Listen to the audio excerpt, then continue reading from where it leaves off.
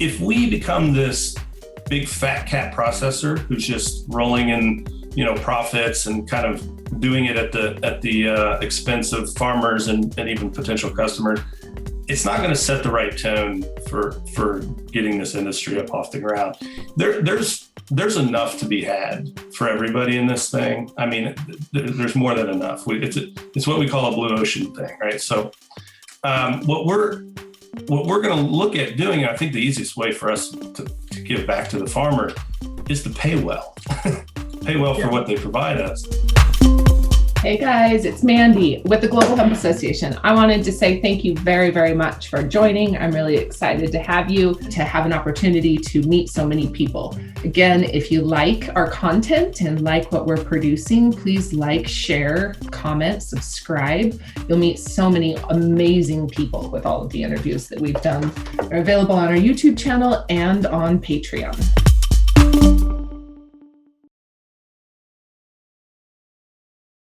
I would love to start with an intro from you guys. Tell me a little bit about who you are. I'm really excited to have you guys both on. I'm excited to have both of you. It's been fun talking to each of you, but really, you guys know this industry and what's going on. And so please don't hesitate to jump in at any time and, give us feedback. But yeah, Bryan, if you want to start, I'd love to hear your background. Tell me a little bit about Eli, how you got here, and what really drives this fuel to start a company like this. Okay.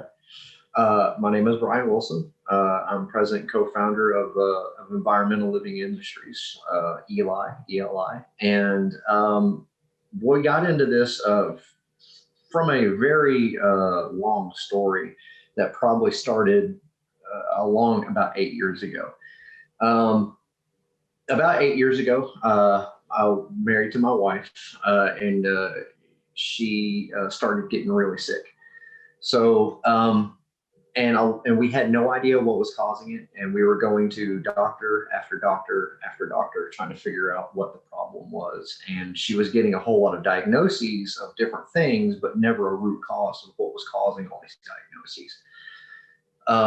She was working as a pediatric emergency nurse at the time. And she ended up being diagnosed with things like Hashimoto's disease, endometriosis, interstitial cystitis, and she was developing food allergies more and more as she went along. Like one day, it came randomly one day, like she wouldn't be able to tolerate anything with soy in it, and then after that, she wouldn't be able to tolerate anything with any kind of wheat product in it, and then dairy after that. And it just kept getting worse and worse and worse and worse. Along the way, trying to find solutions, she became pregnant, and that pregnancy seemed to be going well up until it didn't. At 9 months, she started going into labor, and she gave birth to my stillborn son, Eli, which is where we get our name. It was then that we've actually found out what the problem was after going to probably beyond our 30th physician. We ended up getting a diagnosis from her after she got tested for a mold illness. So there were a myriad of different mold infections that she was having, but ochratoxin and gliotoxin were among the top two, with a smattering of others in there. This mold illness is something that does affect pregnant mothers quite a bit. It crosses the placental barrier. It disrupts mitochondrial function, which is, she was actually, one of the symptoms that she was getting progressively worse is she was having just a really horrible fatigue all the time. It got to the point where she was not able to function anymore as a pediatric emergency nurse, and she had to come home. She had to stop work because she was to the point where she was sleeping 14, 15, 16 hours a day. And one of the other things that some of the mold does when it crosses the placental barrier is it interferes with protein synthesis and several other things, and it was what we believe had caused Eli's death, because we had no answers for that as well. Autopsy, genetic study, nothing of that could pick up, what went wrong. Shortly after, I was contracting overseas at the time. This is actually where I met my CEO, Kyle. He was actually my supervisor at the time. And he was actually there. I was on his team when it happened. So he knows about everything that we were going through when that happened and how hard that hit us. Shortly after that, I decided to come home. And during that time, we were working on healing my wife as best as we could with the mold doctor that we had found up in Atlanta. And I decided that me switching gears out of that, security contracting life, what we were going to do is I was going to look for an entrepreneurial endeavor that would double as supplying that need that we had for my wife. And one of the biggest things that was going on at the time was, food. Food was the best medicine for her. A very extremely clean diet while she was going through the various treatments that the mold doctor was putting her through. So we were doing, I was starting up getting into aquaponics and small scale, high yield growing systems and, farm table marketing, growing food and all that. And along the way of trying to find some of the other things that would help her heal, we'd come across the fact that the house that we were living in was actually part of the problem. The construction methods that are predominantly used today was one of the main reasons why, the house one had mold in it, which was causing an autoimmune kind of a collapse in her, which is another effect of the effects, not the spores, but the toxins that mold gives off. It's an autoimmune disruptor. Okay. And along with that, with the common practices of construction, there's the materials in the house that are off-gassing certain materials. They typically don't bother most people, but whenever you make somebody immunocompromised, then it does. So if somebody just doesn't have good nutrition, or if somebody has any kind of ailment that's affecting them, you start seeing stories where people are like, hey, I realized my dream and we built our house, and then somebody got lupus, or so they start getting oddly sick for some other reason. This is something that once we started paying attention to it, we started seeing it a lot more. Like, hey, you just bought a Ford Explorer, and then you start seeing all the other Ford Explorers out on the road, So I came across an individual named Thomas Hoffman. He's now co-founder, vice president with me in the company. And he was talking about getting into hemp processing. And so he was wanted to get into CBD. So I was like, hey, this is a pretty cool idea. Let me look at it. And then I started seeing all the different uses and all the different areas that hemp could help in. And it really seemed like CBD was like a really narrow path. There seemed to be just kind of like, a certain limitation to what, CBD could do. And I started looking at all the other areas. Well, what can fiber do? What can grain do? And I liked that a whole lot more. I looked at that and I looked at the benefits of it and all the things that it could create and all the massive opportunities that were there. It's like, why aren't we doing this? Why aren't we doing this? So I started researching more into it. Just in happenstance, I came across Jeremy Luciano over at GHS Industries on a random Facebook post. Somebody was talking about CBD, and Jeremy was talking about being somebody who sets up processors. So I was like, hey, let me just send a random message out to this guy. So at the time I was working as a paramedic, and there me and Thomas were at the EMS station, just praying a call didn't come in. And we ended up having a, hour and a half, 2 hour conversation with Jeremy over the phone. And it ignited, that the whole thing is just ignited from there. That was January of last year. Can I ask, what about the conversation really said, okay, this is where I'm going? Like, this is it. What turned you to say, this is where I'm in? When we started talking about the scale. Okay. We started out looking at the Canadian Greenfields hemp train. I was gearing more away from CBD and looking into fiber and 1 ton per hour system. Hey, that's great. And just like I said, that happenstance, we started talking to Jeremy, and Jeremy said he had a line on a exclusivity agreement with a company in Europe that was doing, 8 to 10 tons per hour. And we're like, all right, this thing is a behemoth. This thing is an absolute monster. He sent me the capabilities on it. He sent me a couple photos of it. And instead of it being just this standalone system that fit inside a room, decent sized room, this was a massive industrial operation with, the components integrated into the building itself. I mean, this is whenever you think, industrial size anything like this is, where people smelt steel. This is where, this is where massive operation. Yeah, real industrial scale. This is the machinery is hardcore. You look at it and you're like, this machinery looks like it could take a bomb. Looks like you could hide inside of it. Only you would say that. Only you to hide inside of it or a bomb.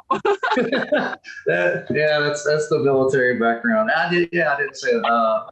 Both me and Kyle are both military background. I was special operations infantryman with the 75th Ranger Regiment.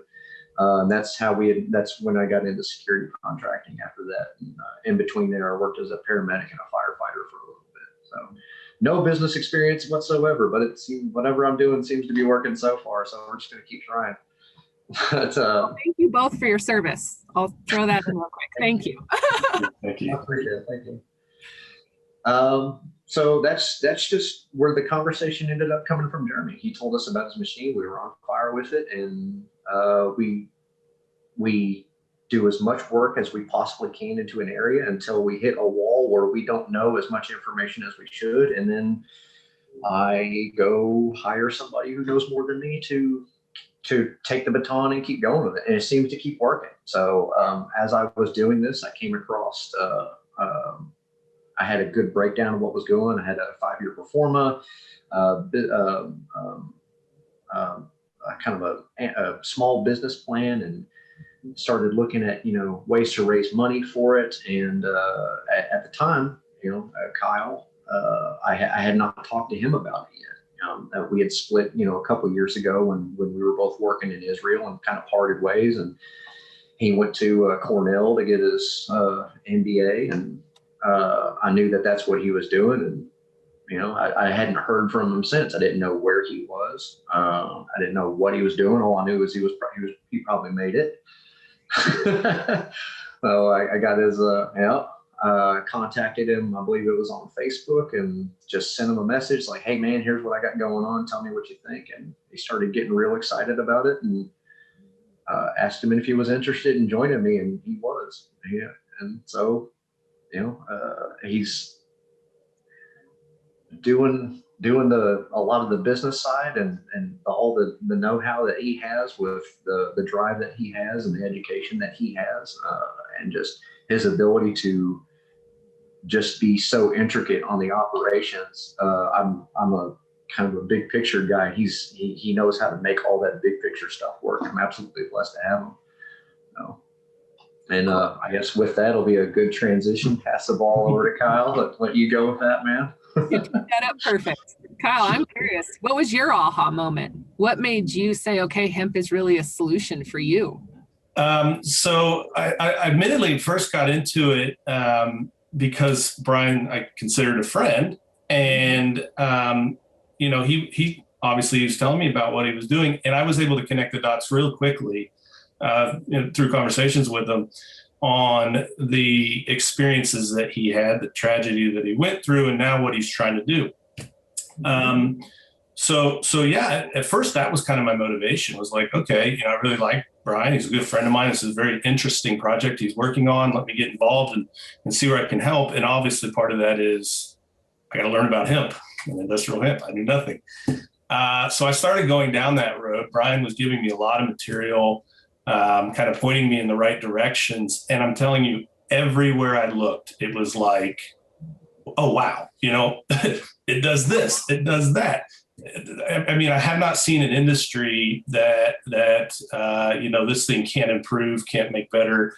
In fact, there's a couple interesting aspects of the name Eli. Obviously, the reference to the son, which I have a love-hate relationship with that story. It's a tragedy. I hate that Candace and Bryan had to go through that.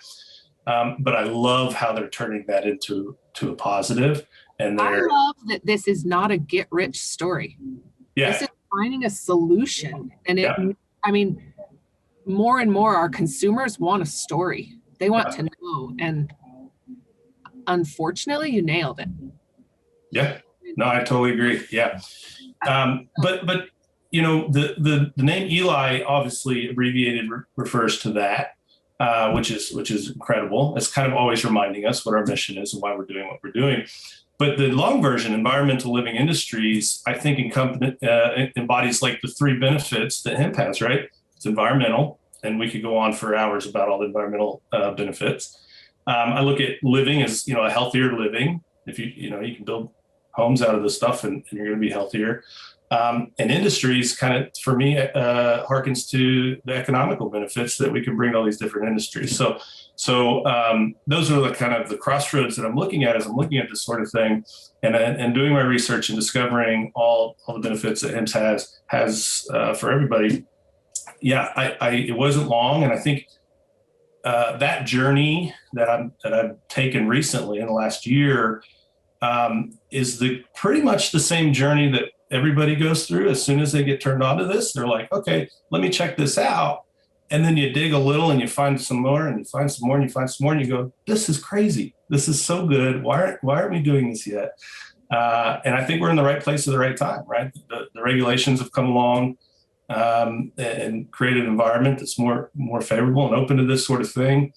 Obviously, industries are ready for it. We see farmers who are anxiously waiting for the opportunity to grow. Obviously, for a long time now, there have been business consumers who want the products so that they can make better products themselves. And what I see is missing, and where Bryan and I think are in the right exact spot, is that middle component in that supply chain is the processors. You have a choke point right there in that supply chain. And I'm sure we'll talk more about scale, but that's kind of the strategy behind our scale too. To stabilize that supply chain and have consistent quality across the supply chain, you're going to need larger scale producers, processors in there. Yeah. Absolutely. So when we talk about large scale and small scale, we kind of talked about this offline, right? I got into this because I saw it as an opportunity to provide rural areas, especially those that are heavily oil and gas, funded by the oil and gas industry, an alternative solution.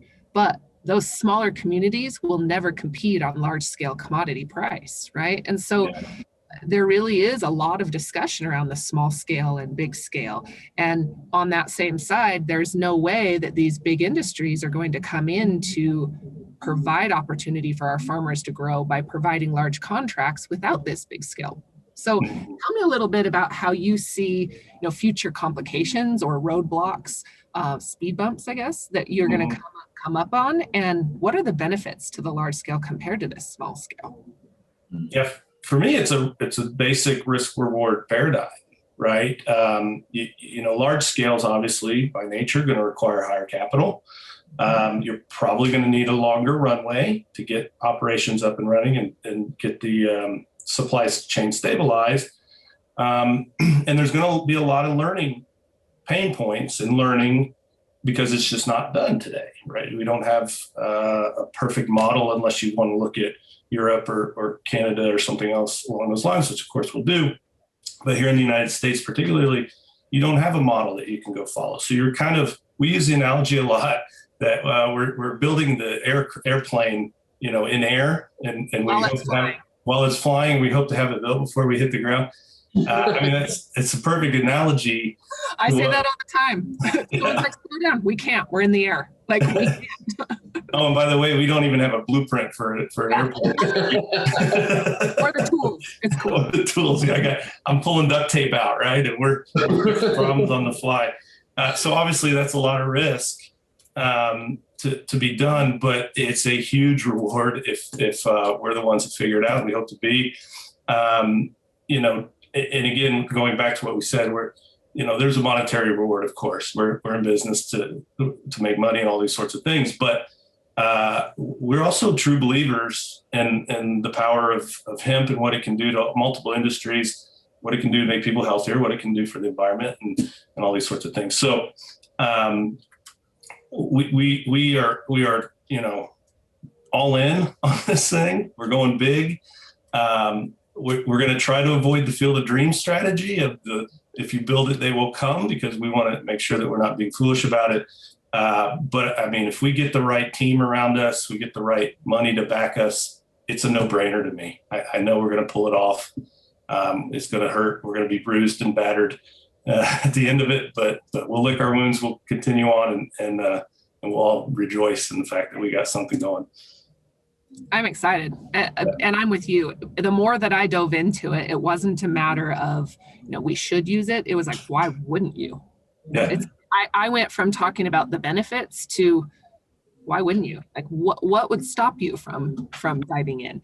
Okay, so once we get processing in place, right? For the last year, we've been talking about the need within the industry for the processing infrastructure so that then our farmers have somewhere to sell to. I was on a pretty rough call yesterday to find out corn is crushing the price of hemp. How are we going to combat, and what do we do as war has changed, when they can come in and now say, hey, you don't want to grow corn, you're going to go to hemp? Well, I'll pay you twice as much for corn as you do hemp. So what do we do really, as this changes from now we're going to have processing facilities that can produce good volume to our farmers being able to grow it? What does that conversation look like to them, and how do we secure our farmers? Yeah. Well, I think on something like that, it's not just so much the initial price of what corn is right now. I mean, honestly, look at what the corn price was 2 years ago. Now, what is the corn price going to be 2 years from now? Like, all of that completely changes the metric, and so much more changes the metric beyond that is, and what is the overall other benefits that hemp does provide. So one of the things that we're trying to figure out in the United States right now and across the entire world is a way to fix the carbon problem. So if the price alone for hemp is down, then you have to think outside the box for ways to make up that prices and other ends. So with every 1 ton of hemp fiber that's planted, it sequesters 1.4 tons of carbon out of either into the plant itself or back down into the soil. So that alone right there is a gigantic problem that can be solved. I mean, if we're talking, right now thousands and then soon millions and millions of acres of this stuff, that is millions and millions of tons of carbon dioxide pulled out of the atmosphere, which is a problem that needs saved. Or that a problem that needs to be fixed. So be that the price of hemp is down, well, with that, we have an opportunity of creating an additional revenue stream to the farmer. So at that particular time, another commodities price may be above hemp, but hemp also has the ability to provide the revenue stream of perhaps carbon credits. So a farmer is receiving carbon credits for all of that tonnage of carbon dioxide that they're pulling out of the atmosphere, which would put it over the top. And there's an additional step after that we also need to consider. And this is anecdotal at the time, but if it pans out to be true, this could be an absolute game changer. Whereas with the soil remediation that hemp fiber does to the soil, to farmers, there is an increased boost to the crop that's grown after it that would create a monetary jump in that crop that would dwarf anything that they would have if they just sold corn. So yes, in the immediate future, you would make more money right now if you grew corn over hemp. But let's say you made 10% more. Now, if I give you a 10, 20, 30% boost, which is anecdotally what's been shown to happen whenever a crop is planted after hemp fiber, and in this case, in Texas, I'm talking about cotton. That's a $2.2 billion industry, cotton in Texas. And if I'm saying that if I take your rotational crop, not even your main crop, just your rotational crop, and I put fiber in the ground, and I increase your cotton crop by 10, 20, 30% at no additional inputs. That's the other thing, is with no additional water, with no additional soil additives, no additional anything, you're getting a 10+% boost in your crop. So that from what we see, that's a 10% boost to a $2.2 billion industry with no additional overhead added. Mm-hmm. And you're replacing another issue that we're having is in some areas, like we're talking about setting up an operation in the Lubbock and Amarillo area is one of our options. They're having an issue with water consumption in the area. Their aquifer is being depleted with all the water consumption that's happening, and corn and all that is a very water hungry commodity. So we come in addition to the possible carbon credits, in addition to the possible boost to your main crop, let me swap out your rotational corn with a crop that sips so much less water and allows your aquifer to be restored over time. Because I think we're talking about between 20 and 50 years, that aquifer being in serious danger of running dry. Now we could actually come into there and plant a crop and then have water consumption across a widespread time lowered enough to where that aquifer can start to replenish, possibly. So, but the problems are not always the immediate cost of anything. You have to look at second and third degree. You have to look at the chessboard. Don't quote me on verbiage exactly, but wasn't it Thomas Jefferson who said the best thing we can do for America is add another crop into our rotation? Yeah. The rotation, that it's not the hemp always that's going to make the profit, but like you said, the 20 to 30% or 20 to 40%, I've heard upwards of 40% because of the root structure and what it's capable of doing. In addition, when we start removing acres, price is going to increase on those rotation crops or other crops. If we add another, it's not removing the crop necessarily as much as it's adding that rotation. And so I say all the time, hemp is not where I'm seeing the greatest profit right now. It's in all of the sub that hemp is feeding into, from carbon to water to increased yields. Yeah, we're not going out to the market and to farmers and saying, look, this is going to replace everything you do. Just come out and grow hemp and everything else. In fact, as kind of a budding industry and a new company, we don't want to go head to head anyways against corn, against cotton, and all these other folks. Why not? Yeah. So we are focusing a lot on these types of benefits that say, look, the introduction of hemp into your toolbox as a farmer makes all your other potential growths better. It really does. It cleans out the soil. It's an excellent rotation crop. You can get a lot of you can get a high yield per acre, and you can harvest it more often than a lot of crops and all these sorts of things. So yeah, I think we've hit the nail on the head there, that this isn't something that's going to come in and just replace everything, and you're going to see every farmer, growing millions and millions of acres of hemp, at least not initially. We just need a small piece to get this thing going. And once we get that small piece, we'll let the market figure it out, right? The market will decide where it's best applied. Is textiles going to get a boost from it? Our building material is going to explode and take off, and all of a sudden you start seeing hempcrete houses go up all over the place. That's going to increase demand for hemp products, which is going to raise the price, for the product from processors, and ultimately farmers are going to feel that. It's going to back all the way down that supply chain to farmers. Okay, you said so many things in that sentence. Bring up. You say stuff and I just start typing questions I want to ask. But we talk about volume and production and where it's going, end markets. Where are you guys focusing for end markets? And I bring this up because so much of that determines what our farmers are going to be growing, right? What are those SOPs? So what end market are you initially targeting, or what's your plan? What's the model there? Well, we have initial, at the outset, we have basically 4 targets or phases, I guess, that we would want to hit. when we start pumping the material out, obviously the markets that are going to be readily able to accept that material are the ones that are going to be able to take it with minimal processing. With that, you're going to, say hurd material comes out. Well, the markets that can just take that hurd material and just use it as is are the ones that are going to have the first jump on it. So, I mean, simple markets like animal bedding and building materials, that where you can just take it, mix it in a slurry with a couple of other ingredients, and that's super easy. Once you start getting into, phase, 2, 3, 4 and all that, then you start to see like, hey, we can take this, long bass fiber and we can start putting it into degumming and cottonization, further processing it into a textile.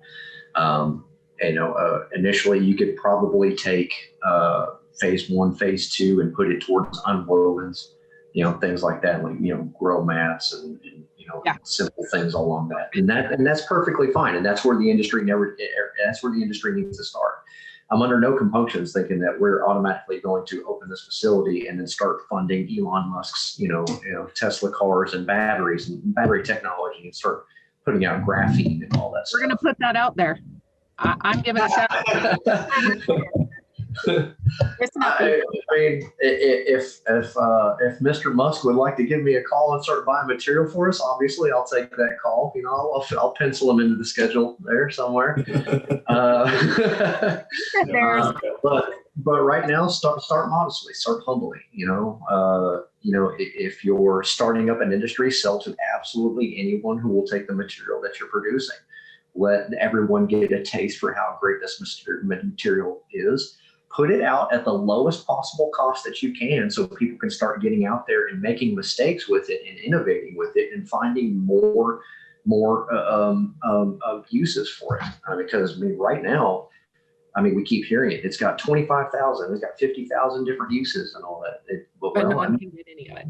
Yeah, let's go lowball and say it's 25,000 different uses, but one of those uses is plastic. Extrapolate that out. So then now what numbers are we talking? And when we're talking about problems, going back to the earlier, talking about costs is like, okay, well, we're sort of solving a carbon dioxide problem. We're also solving a problem with energy consumption about making these houses out of hempcrete where you're using 20, 30, 40% less electricity to keep them heated and cooled. And now we're talking about using the material for bioplastics to make a biodegradable plant-based plastic to get away from the petroleum-based. These are. Look at the chessboard. Look 3 and 4 moves ahead. It did the monetary gain and the monetary, because a lot of this is not so much money gained at the front. It's how much prevention of future problems or current problems are we mitigating now? So say say years down the road, we get hemp into plastics because it has the highest, amount of cellulose for really any plant material that we have known. And it makes it one of the best resources that we could possibly use to create this plastic out of. We can then start solving the problem of the plastics and work more fully on the cleanup, being that we're not consistently adding to the problem that we're trying to fix. Creating a bigger problem. Yeah. So when we talk about volume, this is another conversation that comes up. When we talk about ability to really compete on a global scale, or even within our United States, when we talk about scale, what is a volume needed in acreage or pound or tons to fulfill or to supply to a facility your size, and not just your facility, but a market or an industry like the plastics? What are we looking at for acres and put into perspective? Yeah, on the grand scheme of things, even though our processing facilities very high capacity, relatively speaking, we're talking very few acres to do it. And ultimately, long term, we would like, to find a model that works and replicate that model and have multiple processing facilities, this magnitude strategically placed throughout the country, but we're looking at, year one is like under 20,000 acres. Oh. And I mean, we're talking year two, year three, we're getting into 40,000 or so acres, hopefully. But that's for 8,000. What did you say your processing time is? Or how much process an hour? We are doing about 10 tons per hour and running at full capacity. At absolute full capacity, that's about 88,000 tons of material per year. That's about 25, 26, 27,000 acres when the acres are growing at an average of about 3 tons per acre, which is doable, very doable, and very exceedable. So as the farmers get their hands on this crop, they have to grow it. That's not much acreage. I mean, what that tells me is like, this isn't even putting a dent in what we're capable of. Yeah. So I thought you were going to say hundreds of thousands of acres, not 27. Yeah. No, that's the goal many years from now. But right now, dipping our toe in the water and just getting things started on the crawl phase, 25, 26,000 acres at full capacity, that's extremely doable. If we can't convince farmers to grow that little acreage from us, then we definitely don't know what we're doing. Okay, so now talk to me about contracts, right? What I've seen and learned is so much of our acreage is owned by a very small piece of our population, right? Mm-hmm. Something like the majority of what we eat, 99% of what we eat is owned by 1% of the ownership. Mm-hmm. What does the model look like that you guys have developed to prevent that from happening and provide more opportunity to farms? Are you partnering with co-ops? Are you working with different associations to help bring smaller farms in, or experienced farmers that may add it as a rotation with, say, 100 acres versus thousands of acres? What are you guys doing? That's something that we've looked into. We've one particular group with Tillery Sims with the Texas Hemp Growers Association, located out in West Texas, where this is the site of one of our facilities. She's looking at. I interviewed her Friday. Give her a shout out. Oh, yes. Yes. Please watch that interview. That woman knows what she is talking about, man. Awesome. Yeah. But she is talking about getting a coalition of farmers together. A lot of farmers are old school. They don't want to do co-op. They're very, I want to handle my business, and that's an admirable trait. And, there's going to be some people that function on that. But there are going to be people that are going to need that co-op or prefer to do that co-op type plan. And I think we should be more than willing to welcome them into the fold and do everything that we absolutely can to make sure that they are successful as well. Is there a way to give them a piece of that supply chain? What I see a lot in the co-op model is farmers are bringing product to the co-op to be processed, or the facility to be processed, and they're paid out on weight. But as soon as it's sent through that first initial processing, it doubles in value. And then it goes to another one and it quadruples in value. Is there a way to give part of that entire supply chain back to the farmer so that we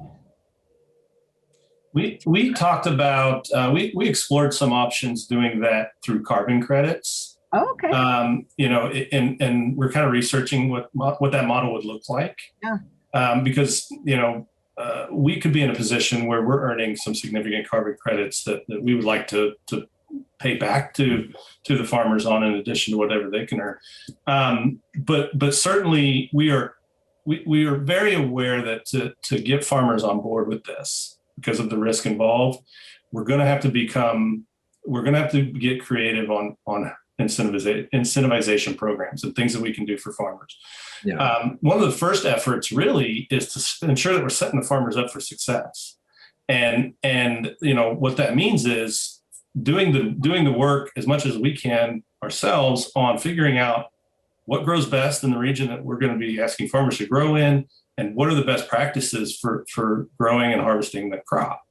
I would like to have, it's kind of a hope, on my want list is some real expert liaisons who I can, give to the farmer. Just say, hey, this person is at your disposal.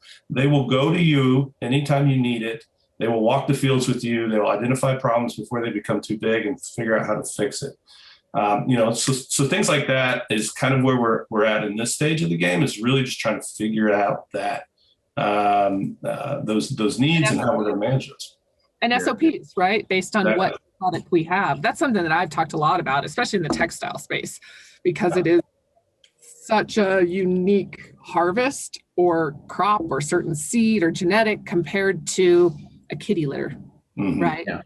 It just completely changes. And so, yeah, I agree with you that having access to a solid team or liaison or SOPs, right, that kind of guarantees if you follow these steps, it secures your contracts. Yeah, and lastly, I would say we've had conversations internally. Nothing I can really put down yet, black and white, but on how we want to manage, potential profit within our organization. And because earlier on in the conversation, we're talking about our primary goal here is to make this industry work for all the numerous benefits that we've identified. If we become this big fat cat processor who's just rolling in profits and kind of doing it at the expense of farmers and even potential customers, it's not going to set the right tone for getting this industry up off the ground. There's enough to be had for everybody in this thing. I mean, there's more than enough. It's what we call a blue ocean thing, right? So what we're going to look at doing, and I think the easiest way for us to give back to the farmer is to pay well. Pay well for what they provide us.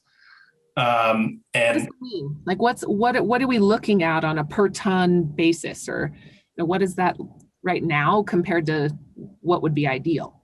Sure. Bryan, I'll just with the target price, we initially started out at somewhere around about $200 per ton. But with commodity changes and everything, it's something that we can't guarantee a price right now, especially when the facility that we have is not slated to be up in operation until Q1 2023. Things happen between now and between that time. And, if I say, hey, we're going to guarantee you this price, then that backs us in the corner. Like, I want to be able to pay the farmer absolutely as much as I can. Some of the things that we've kicked around are one of the things that we would love to do talking with some of the farmers is mitigate some of the risk. I can't guarantee that these are things that we are going to do, but some of the things that we are extensively looking at doing is doing seed provision for the farmer. One of the things that I'm most excited about doing is because we're kind of work against what the CBD market did with the farmer. We're really working against that. One of the analogies that I use is, farmers are basically just got out of an abusive relationship and just some schmuck showing up with flowers ain't going to do it. So one of the things that I would like to have do is whenever the farmer comes to the table with us, we sit down, we're making an agreement. Hey, this is the price that I'll give you. Or you think this is a fair price? Once everybody's happy with that, and we have that agreed upon price, I take that money that we have in the operations budget, set it aside, put it in escrow that can only be touched. It's already there. It's already there, just waiting for that farmer to show up with the crop. So when he grows it and he comes in, it's a simple capitalist transaction. You give me stuff, I give you money, then that's it. And they know it's there. Yes, and they know it's there. Funds are locked up for them. If they follow the rules, if they do what they're supposed to, and they deliver product, it's not I heard a horror story yesterday. Yeah. 36 shipping containers that went to ship off and the contract canceled. Yeah. Okay, so I agreed to pay you this much money for it. And while I was waiting for you to show up with a product, I took that money and maybe invested it in like Bitcoin or something. And then it went down like 20% and I can't pay you everything or whatever you decided to do with that money. I love cryptocurrency, but that's not what you're supposed to do with business. Okay. So have that money set aside. It's right here. It's waiting for you. You show up with the product, give me the product. We give you 85% of it right out of the gate. We process it. And then the additional weight of the material that's left behind is what we give to you after we soil, after we get, moisture levels accounted for, after we get soil knocked out of it, after we get the rocks knocked out of it and metal, because we're buying the plant. We're not buying dirt. We're not buying water. We're not buying rocks. I think anybody can find that that's a very reasonable agreement. So, and then the rest of that money that's allotted to you from that escrow account goes to you. If you hit 100% of that mark, bam, you get all of that money. That is all of it. You've met the agreement. We are in good standing with you. You're in good standing with me. Let's keep doing business with each other. Yeah. And also some other things that we need to consider is what exactly the market is being grown for. The material that's coming to me, is it for textiles? Because if it's for textiles, you got to grow it differently. You may have to harvest it at a 45, 60 day mark before, while that fiber is still young and while it's still more supple and soft. So with that, your plant's not going to get as tall. And with that, your tonnage is not going to be as high, which means you're not getting as much money for that. So offset, being that you're bringing me a higher quality product, that means that I have to give you a higher price for that higher quality product to offset that weight that you're not getting out there. Things like that. But understanding that our farmers still have to meet a specification, right? That yes, because there isn't that grading or standards, you as the processor or the buyer need to understand, or I guess work closely with that farmer, right, on quality. You don't want to buy, and I see this all the time, people are buying, say, fiber per pound, and they end up using 8 to 10% of it because the rest is garbage. It's just unusable. Yeah. And that's one of the things that needs to be set up in the agreement. It's like, okay, it's one thing for, me to say, hey, this is what I need. And the farmer that does not have any idea how to grow it says, yeah, I can do that. And then they grow substandard material, and then I don't accept it because it doesn't meet the standards of the contract. Well, now we have an issue because, I had this farmer grow out and grow all this product, and now I'm reneged on my contract. It's like, no, that's not, I've asked for this, and you weren't able to grow. We solve that by helping the farmer. We solve that as like, hey man, here's what you need. We work with other industries, like such as the plug supply and all of them to help get you the knowledge that you need. This is what the soil needs. This is what the plant needs. Don't put too much water on it. It likes water, but it doesn't like to be wet. It's really finicky like that. It's kind of picky a little bit, which is why it does really well in the same soil that cotton does, because cotton is the exact same way. So it likes that kind of that sandy loam soil, so where it gets good water on it, but it also drains very well. So, just accepting an agreement from a farmer saying that, hey, I need this now, here's a tin of crackers, now go get, that's not going to be enough. If I was to buy anything from anyone, I would want to know that they have the ability to supply what I'm asking for. So, and I have no problem with coming up with what I need to get to them to make sure that they have the resources to give that. I mean, this is a military thing that everybody in the military understands, particularly combat arms. If you want the mission to work, sometimes you got to go out of your way to make sure that this person's trained up or that this person knows what they're doing, to establish SOPs, to work out the plan. Well, and reality is the input, the output. 5% of combat is combat. 95% of it is planning and preparation. That's the stuff that you do not see in the movies. Is all of the ridiculous, and not ridiculous, well, it does get kind of ridiculous sometimes, but all of the planning and everything that you have to do is like, hey, me and these 4 guys are going to go in this door, and if anything happens, this is the backup plan. If this guy takes a bullet in the face, then then this guy there is a contingency upon contingency upon contingency, and everybody trains for everything. We're not there yet. We're not there yet with the hemp, and we have to get there. We need to get there. Yeah. I really liked your analogy right now, because I use the same sort of analogy when I talk about large scale production, right? In order for any of these big brands or companies or well-known distribution channels to come on, they have to have a contingency plan and another backup, right? And they need to know that when your facility goes down because our supply chain is broken and you can't get a part, that who's picking up that volume and where is it coming from?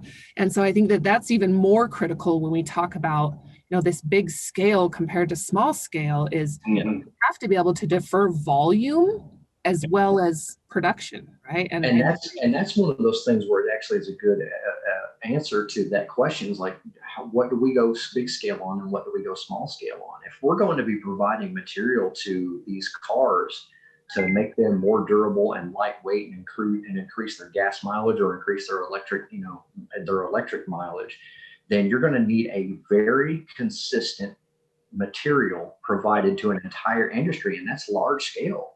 You can't have 10, 20, 100, 200 people supplying different material to this industry. And you're going to have this car that can run through a brick wall and this car that bursts into flames whenever you turn it on. Like, that's when large scale makes sense to small scale. And then for the things that you want locally sourced, like things like their building materials, that's going to make so much sense for small scale, small radius. That's especially simple. The housing. That's simple to grow. You're going to have something locally farmed, simply processed, and then that material very lightweight, shipped very short distances to build a house. That will keep costs down of that house. Absolutely. That there are markets for everything, and there are small scale markets, there are large scale markets. So that's whenever you want honey, you want locally sourced honey because you're going to have the benefits of that honey. You don't want, corn syrup from China. You may want it, but it means you're not getting everything that you could be getting out of it. You just cut the benefits. You lose some.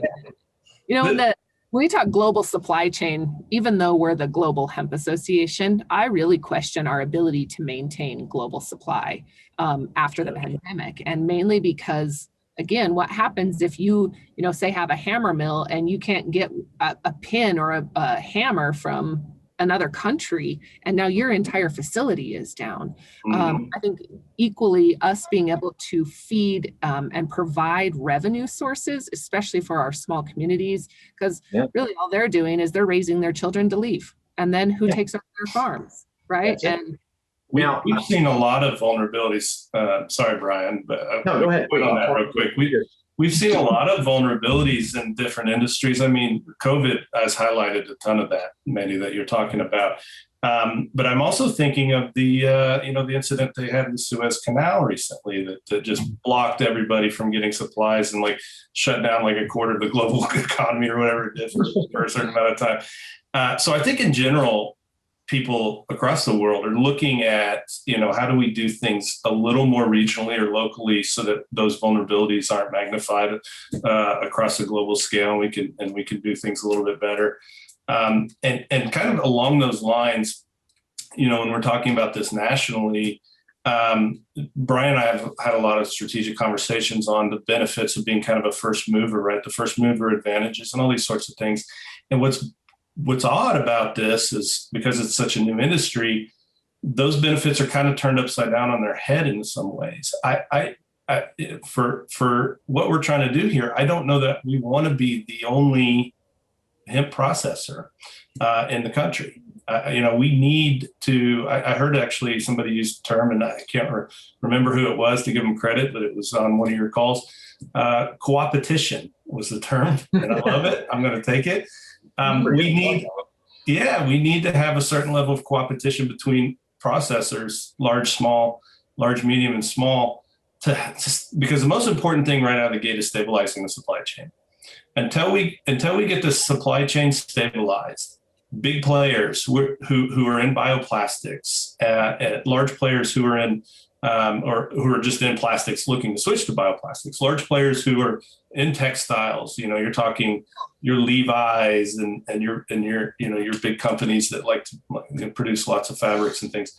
They're not going to look at us. They're not going to take us seriously until we can show consistent, Bryan hit that word on the head, consistent quality and stable supply chain operations. And the only way, in my vision, that that's going to work, at least in the next 4 or 5 years, is if we all kind of work together to make this thing work, and we will, because on the other side of that is plenty of the pie for everybody. And I think reality is it's kind of been shown, and some of the gentlemen that we've spoken about earlier today put into perspective for me when they told me how many processing facilities of this same size we would need to fulfill kitty litter within the industry. And it's something 100 facilities, right?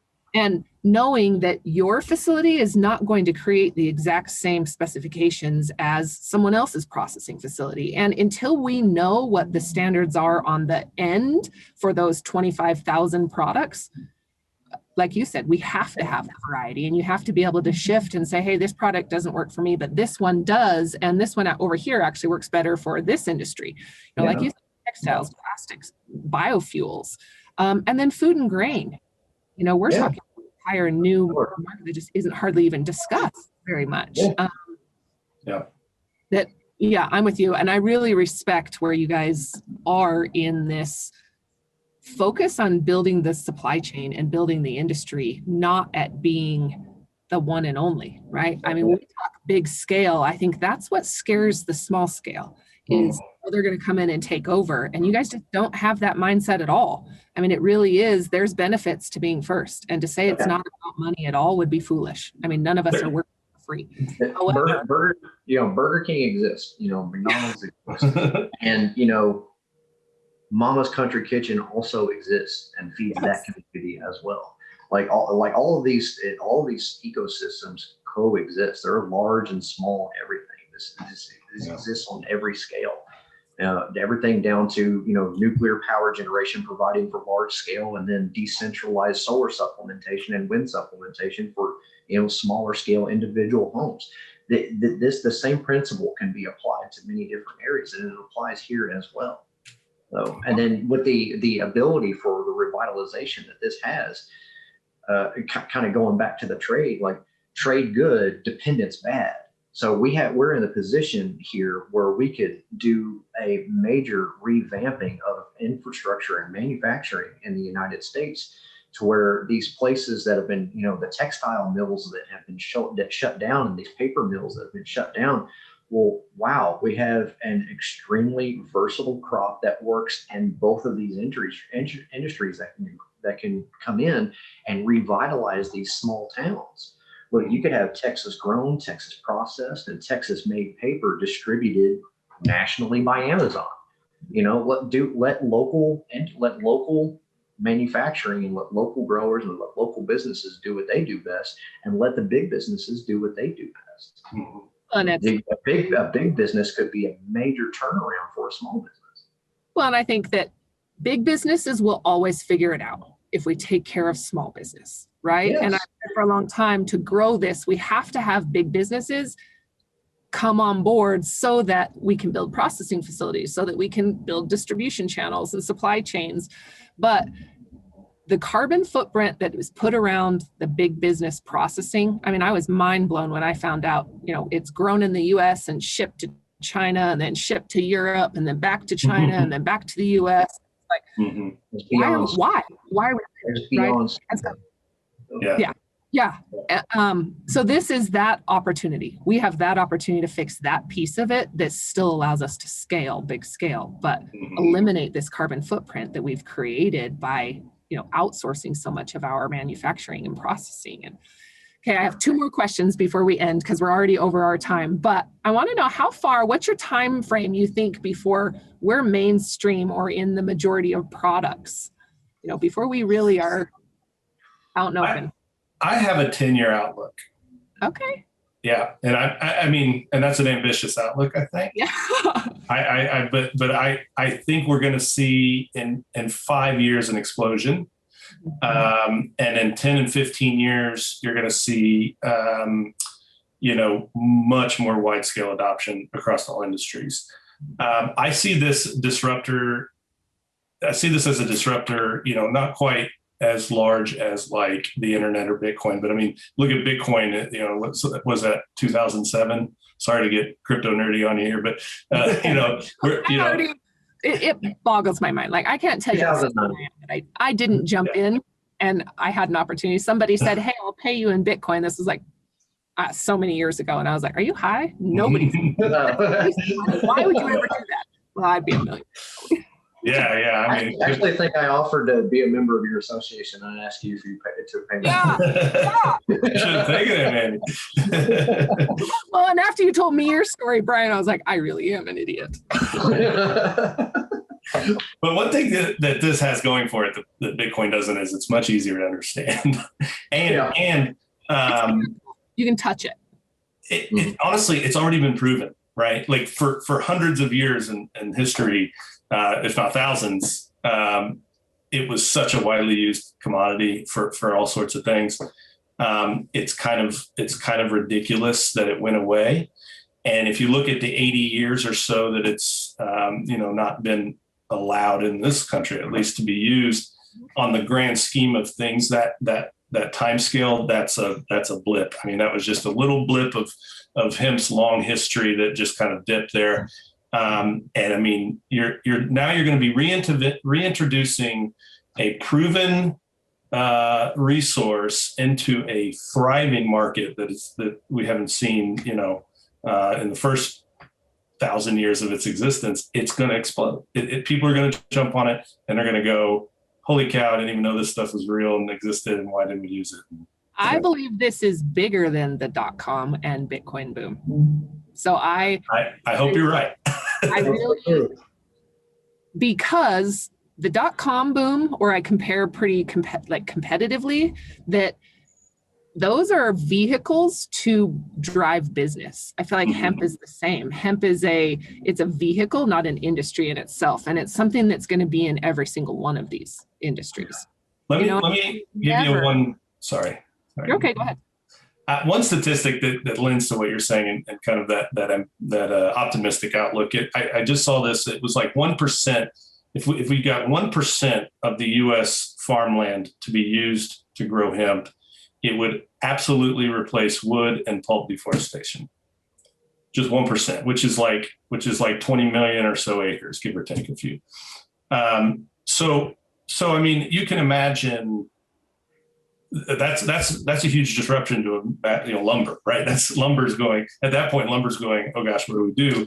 We got to fight it, or we got to get on board. But I mean, that's such a small percentage of farmland, and there is a huge problem that you've just solved right there, is deforestation with erosion, pollution, and all these sorts of things that go on with that. You've just switched it over to farms, and now you're growing everything you need for pulp and wood, and 1% of the land. Yeah, and hitting on what you just said with like get on board or not. And that's another thing that everybody's so worried that cotton industry and the fossil fuel industry is going to absolutely bring the sword of Damocles is overhead, and we're just waiting for that weapon to fall and basically start decimating this infrastructure or this industry before it gets off the ground.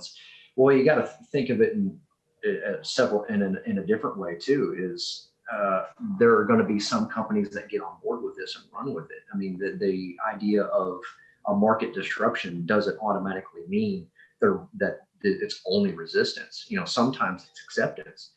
Digital cameras came into the space and Sony embraced it and Kodak did not.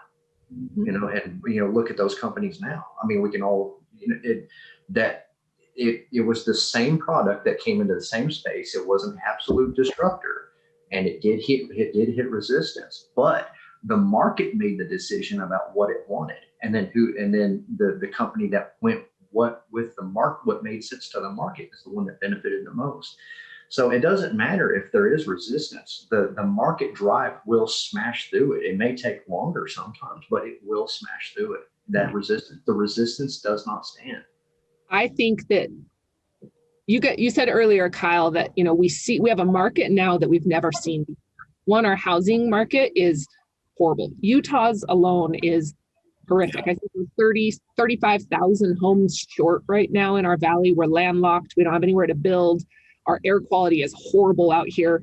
Yeah, and look at the prices of lumber and our average house starts at $500,000 here. Yeah. The dream of home ownership is going out the window when that's happening. Mm-hmm. And then you said something else I was going to bring up, Bryan. We were talking about, remind me what you were talking about. Market resistance versus. And this is the first time that we're seeing a consumer-driven market. Consumers care about sustainability. They care about what's happening on production side. They want to know it's ethically sourced and ethically made. Yeah. That's the thing is, not only is this a better product, it's both. Yeah. It's the benefit of being both. That's what makes this so killer. Is it's not so much everybody. If you want to put a political idea behind it, it's the fact that a capitalist is an industrialist, and an industrialist is destroying the world. Where you have the ability for this material to be environmental or environmental capitalism. Mm-hmm. You could take that, if you want to call it a source for evil, and turn its strengths, that its weaknesses now into a serious strength. It's an all plus. It's a win-win here. Yeah, and all we have to do is just identify what makes you tick, right? As a consumer, like, what do you care about? Are you looking to save money? Do you want to save the environment? Are you looking for a healthier home, or what is it? As soon as a sales guy, I can figure that out. Here's all the boxes I check in that category. Oh, by the way, if you care a little bit about this stuff, it helps here too. You don't see that. I mean, you never see that, right? Like, either something tastes good and it's really bad for you, or it kind of tastes crappy and it's really good for you. Well, and I think for the first time, sorry, Brian, go ahead. The first time we're also sustainable and profitable, right? Yeah. Up until now, somebody said sustainable and every investor turned their head because it's not typically something. Yeah, you're going to lose money or there's no opportunity. And so I think this again is there's so many firsts and so many reasons as to why we should versus why we shouldn't be. So last question, and then we'll sign off because we're way bit, but I'm curious, where are you guys headed next? What's the next step, and how can we as an association or anybody that's listening really help? That's Kyle. I think the initial challenge for us right out of the gate is the research needed to really figure out how to grow the crop well. Obviously we don't want to be in a situation where we have this awesome shiny facility, we cut the ribbon, we're sitting there, and then we go, nobody can do what we need to supply this thing. So we have a lot of good things going on right now on that front, working with people that we need to work with to set those farmers up for success, because their success is our success. So that's the initial, I think, really big challenge right now that we're looking at in terms of the macro view of the industry is just like, if we're going to be a large scale processor, is the supply going to be able to meet that demand? And it's on us to figure that out and provide that knowledge, information, and everything we can to the farmers so that we set them up for success. Okay, so there is a group of leaders in the industry getting together, 50 to 100 of them quarterly. I'd like to invite you guys. Yeah, absolutely. It's a pretty executive level. It's invite only, but it's to discuss this exactly. No more holding what we have to our chest. We're going to bring to the table genetics, seeds, data, research, our connections, and then we're going to continue to grow it and really sort out who's who. They've come to us because my focus has been so much more on the business sector and the processing sector to figure out who's who in this industry, and then just kind of bring them together. But I'd love to have you guys at the table because I think you're sitting in a place much different than they are. They're up Midwest, most of them, and I am curious about where in the region different processing facilities are going to fulfill different industries, right? Plastics versus automotive and blah blah blah. Yeah. Well, yeah, all that would depend on strain and everything. I mean, you're going to have kind of a thing where probably some of the best, it may be very well the case that the best textile grade material is grown by a strain that can only be grown in Kentucky, and then you have a certain Kentucky. I'm from Kentucky originally. You could have a certain, pride in that area that, we produce the best stuff that there is on the planet for this particular purpose. And then, Nebraska's over here is absolutely killing it with the material that they make for bioplastics. So I'd like to bring this together. I'd like to bring this because I think just like you said, Kyle, it's on us to figure this out. And instead of you doing it by yourself, let's get together with people that have done each piece and start putting those puzzle pieces together so we have better landscape. But yeah, I'm with you. I'd love to support you. So if someone wants to reach out, get in touch with you, how do they get in touch?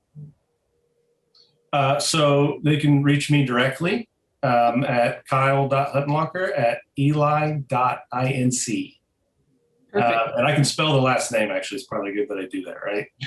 I'll go ahead and share it for you. Okay. Inscribe it and put it in the notes. So anybody that's listening that didn't get that, it will be in the notes, and then we'll just make it a clickable link for you. Yeah, perfect. That's it.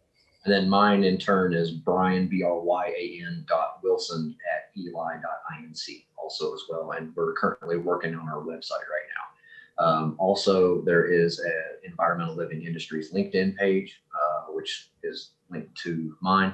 I believe Kyle's attached on there too. So that's another way of getting a hold of us as well.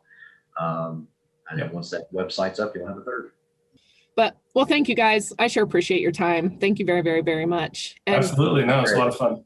as this progresses, and whenever you want, I say this very seriously, whenever you want, I'm happy to bring you guys on to do Q&A, to help highlight, to do more podcasts. If there's certain targets you guys are prospecting or companies, I'm happy to help strategically create an opportunity for you.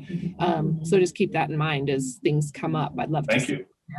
Not any cost, but just, I believe in what you're doing and I want good people to rise to the top. And so I will throw your name in the mix for the, there's two actually. There's a Hemp Partners Coalition that started. Instead of people merging their associations, they're just building new ones, which is stupid.